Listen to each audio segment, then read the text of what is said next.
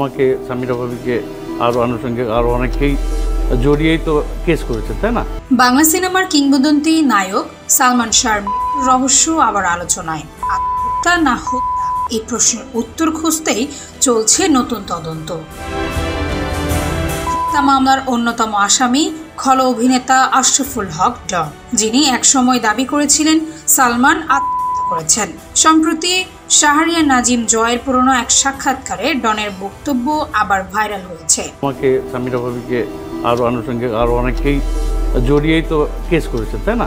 সেখানে জয়ের প্রশ্নে ডন বলেন, সালমান শাহ শেষ দিকে মানসিকভাবে ভীষণ হতাশ ছিলেন, কিন্তু তার স্ত্রী সামিরার কোনো দোষ আমি দেখিনি।